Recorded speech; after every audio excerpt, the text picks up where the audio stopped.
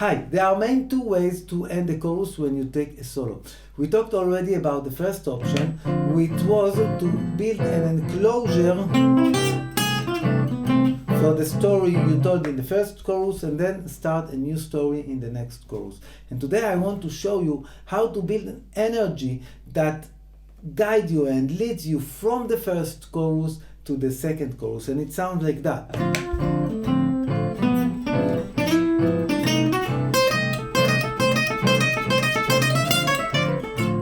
You see, you don't have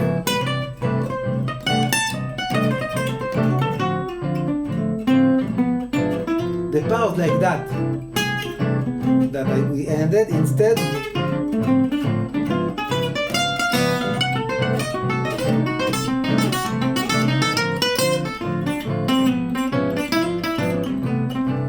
you build an energy that leads you toward the next chorus. And we use for that a diminished. But if in the first option that I showed you in the previous video, when we play the enclosure, we use the diminished that starts from B, and that enclosed and resolves to C. Right now we are going to use the diminished that starts on the tonic. The tonic is C, so the diminished is C. So it's a 2-5-1 progression, 2, 5, and on the 1 you are going to play a diminished over C that builds tension that you only resolve in the next chorus. So you don't resolve in the first chorus on the 2-5-1. No, on the 2-5-1 you build energy and you resolve it only in the next chorus. Now, as I said in the previous video, I like to look at my solos as compositions. Compositions has structure. It's like a story. A story has a structure, has a beginning, an ending, something in the middle, and a climax.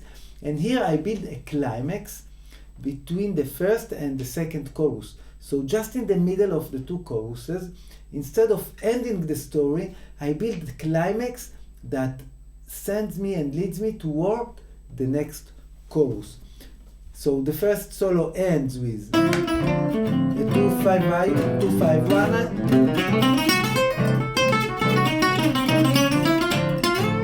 and usually what it does is people don't feel like the chorus has ended because you are playing not only over bar lines but over two choruses. First thing, you need to play the C diminished arpeggio.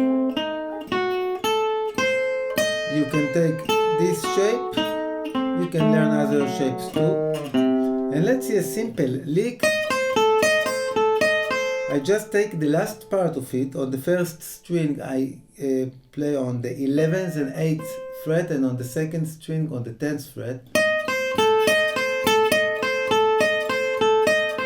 Now I want to play this phrase on the resolution. So instead playing the 2-5-1 and resolving to C, so I want to play the phrase with the diminished arpeggio on the chord C, on the tonic, and that will build tension to continue playing it on the next chorus.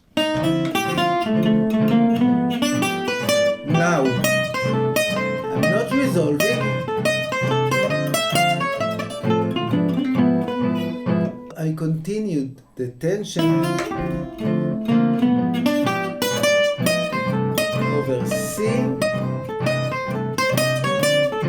and then I can start the next chorus directly from the last one. Here is another very famous diminished lick. You have this shape, like D7, and you move it in a tone and a half. I play it up, down, sweep, sweep, up, down, sweep, sweep, up, down, sweep, sweep. Usually this phrase is being played over the dominant chords, but now let's use it on the tonic.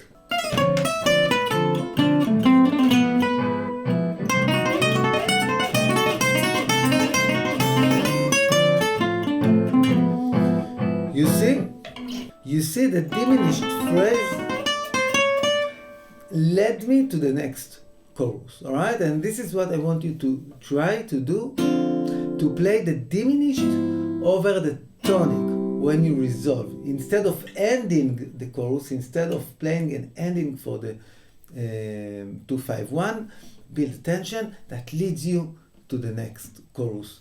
And now let's see how it sounds over a standard. Let's take a simple all of me, and I will demonstrate the two different options when you end, when you make an enclosure to the chorus, or when you build this tension with the diminished that sets you to the next chorus. So let's start from the ending.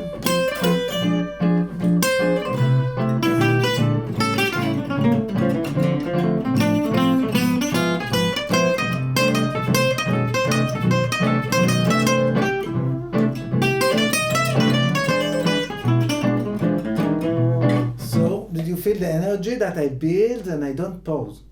To show you the different option, I now will create an enclosure.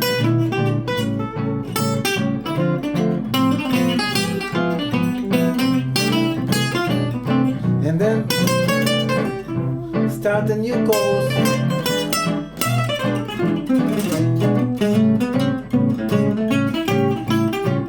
Alright? And let's again do the option that we are talking about today. Let's build a tension by using Cdim.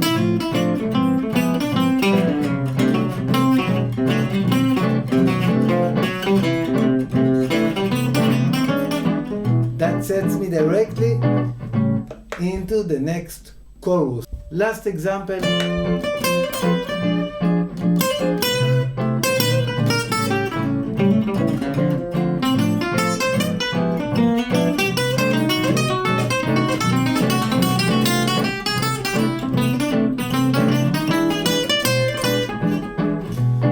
So that leads me towards the next chorus without a pause in the middle. And if you want to do that kind of things in your solos, then the diminished over the tonic, that's your thing. I hope you enjoyed this lesson. As always, you can subscribe to this channel, or you have a link in the description to join my mailing list and get notifications and updates about new stuff that I'm creating. Thank you so much. Cheers.